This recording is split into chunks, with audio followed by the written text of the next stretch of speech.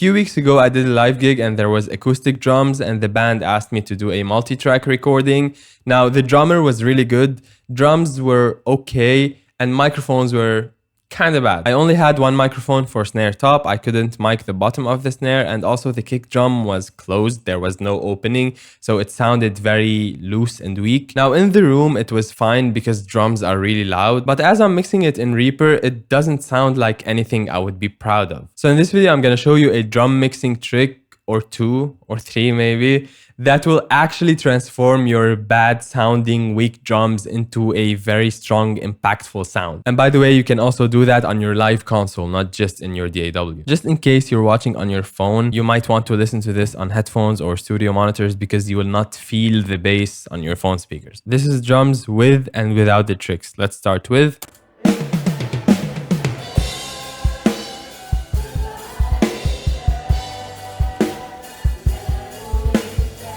without.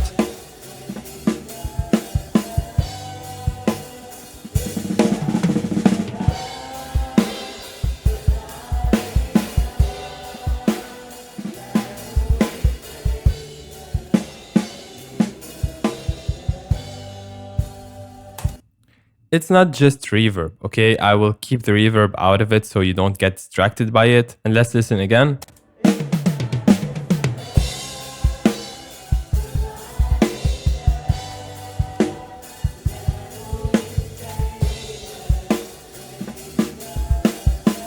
Did you hear that the kick drum is now getting a lot more bass and punch in the low end, and the snare drum sounds brighter and more open? Let's listen to the sound of the kick as it is.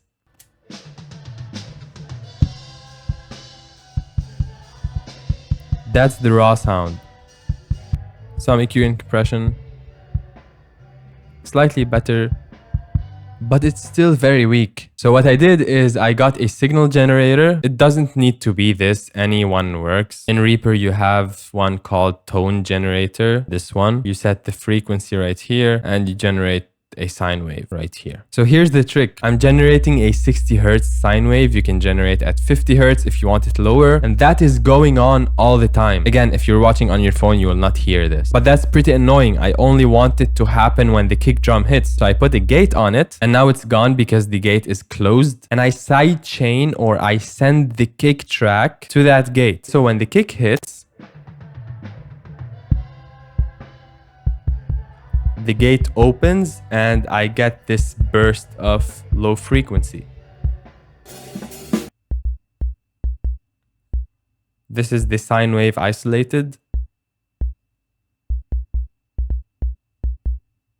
So I set the threshold of the gate to where it's opening when the kick hits, but it's not too low to where it's open all the time. And it's not too high that the kick cannot trigger it. So you'll need to tweak that. Also an attack of 1 millisecond, hold 12 seconds, release 100. For this case, it was good. You can start with these numbers and then tweak to your liking. If you increase the hold, it will be longer. If you increase the release, it will have more sustain. It will take more time to stop. If you increase the attack, it will be very soft. It will not have any impact. That's why I have the attack all the way down to 1 millisecond. So it's snappy. So now if you listen to the kick alone, it sounds very weak. The kick with the sine wave at 60 Hertz, it has a lot more impact.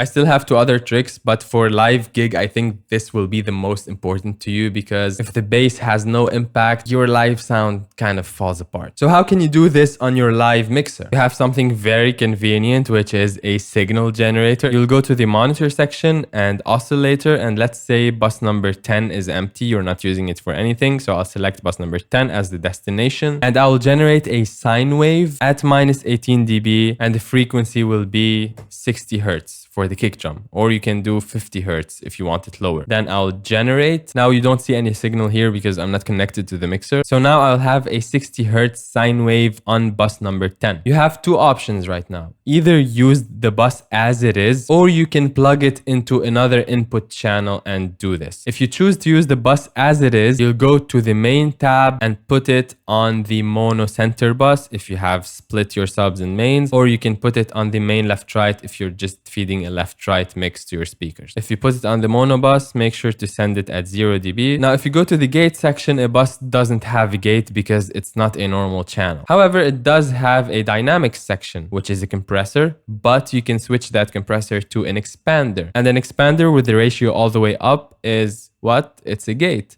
So if I lower the threshold, I can see that's a gate. I'll put the knee at 0 and I'll do attack 1 millisecond and hold about 12 and release about 100. I'll start with this and then I can tweak it later. And here's the important thing. I need the key source to be the channel of the kick drum. So let's say kick drum is on channel number 1. I'll select this here. So now this gate is looking at the kick drum channel to know if it should open or not. If you decide to connect an XLR cable from the output of that bus back into another input channel, you can also do that. And you have a normal gate on the input channel. Same settings. Also, you will key source the kick channel. Or you can get something like the sound bullet or anything that can generate noise and plug it directly into the input of the channel. Or you can use Reaper and connect it with a USB cable to your mixer and generate the noise from Reaper and send it into channels on the mixer. There are plenty of ways to do that. Just get some noise into another channel, put a gate on it and trigger it from the kick drum. So when the kick drum hits, you get a short burst of 60 hertz. And that way you have complete control over your low frequencies from the kick drum and you can make it sound huge. Let's keep going. Snare drum. This is the raw sound without processing. Some EQ and compression. It sounds very dark.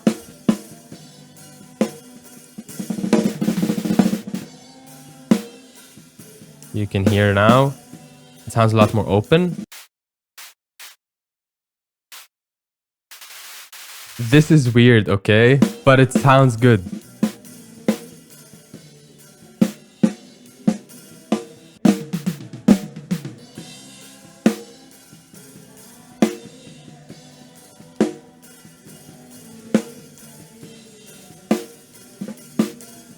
So what I'm doing here is I'm using pink noise this time. I'm generating pink noise at minus 18 dB. And I also have a gate and I'm also sending the snare drum to that gate. So it only opens when the snare hits. Otherwise it sounds like this.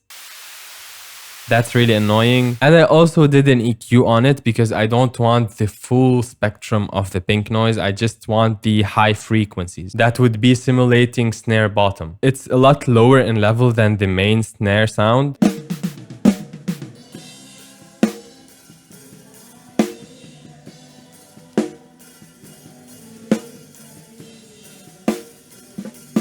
It does the trick.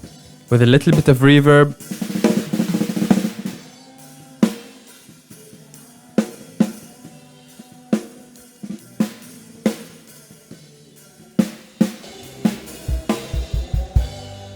So I'm sending that short burst of pink noise also to a reverb. So now the snare sounds not only brighter, but also longer. And that in combination with the sub bass of the kick drum makes the drums sound a lot bigger than they actually are. So let's hear with and without these things.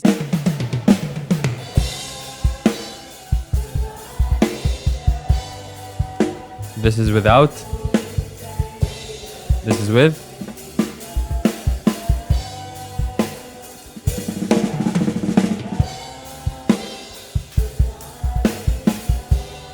You can tell there's a very big difference. And the amazing thing about this method is that you're not using drum samples, you're not replacing the sound of the drums, and you're not triggering anything. I know some people put triggers on the drums and they trigger other samples, but this I think is a very simple and very effective way to make a huge difference to your drum sound. Also, I sent some of the sounds to a bus and I cut the low frequencies and the high frequencies and distort the mids. Distortion adds a lot of thickness to the sound. So altogether it sounds like this.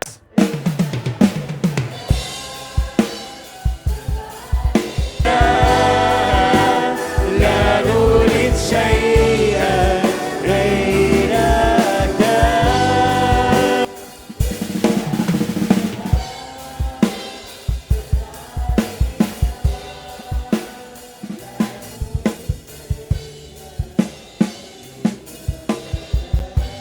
So for the snare drum, same thing like the kick, you can use a sound bullet or connect your laptop to the mixer and generate the noise some way. As long as you can get a sine wave and pink noise and some free channels on the mixer, you can achieve this live. The last trick I want to talk about is if your snare drum doesn't sound that good, you may be able to make it sound better on the close mics, but in the overheads, it sounds kind of bad. You can put a compressor on the overhead microphones and sidechain it to the snare. So when the snare hits, now the overheads get compressed. They get lower in volume. And I'm doing that here a little bit. This is the compressor on the overhead mics, and I'm sending the snare sound to it as a key source or sidechain. And whenever the snare hits, you can see the overheads are getting compressed a little bit. I can exaggerate it.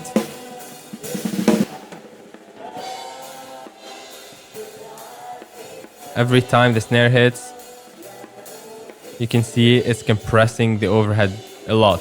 I wouldn't go that extreme, just a little bit, so that the snare sounds cleaner in the overheads. You can keep the overheads loud to have the overall ambience of the drums, but you're not getting as much of the bad sound of the snare in the overheads, because every time it hits, you're compressing them. So if you think about it, it's really something transforming this into this.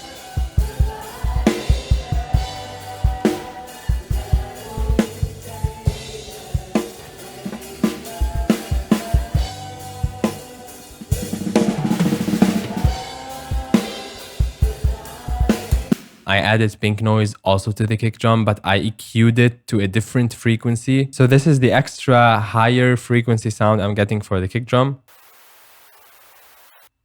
This is the snare. Okay, so when the kick drum hits, I get this. I just recreated the sound of a kick drum with the original. I get a much more complete sound.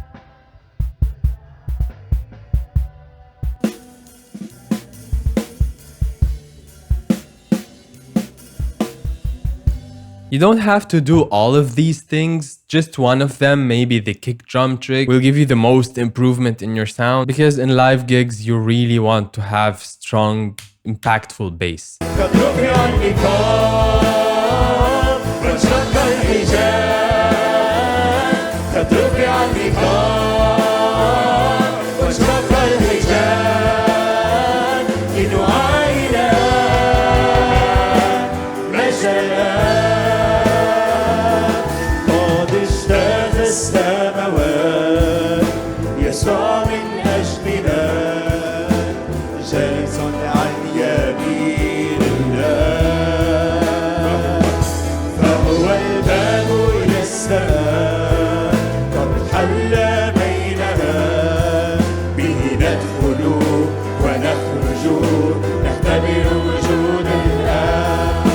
So to recap, you generate 60 Hz sine wave all the time and you put a gate on it, and you say that the trigger of that gate or the side chain or the key source of that gate to open is the kick drum channel. And then you also do the same for the snare, but you generate pink noise for the snare and you EQ it. You remove all the low frequencies from it. You just want it for the psh. You also put a gate on it and you side chain it to the snare microphone. And thirdly, if the snare sounds bad in the overhead mics, you can put a compressor on the overhead microphones and side chain it to the snare. So when the snare hits, the overhead gets compressed and lower in volume. With these three things that you can do in real time, live, you can get a bad sounding drums to sound maybe not amazing, but a lot better than not doing this. If this video was helpful, if you learned something new, make sure to hit the like button. Click on the video on the screen right now and I'll see you there.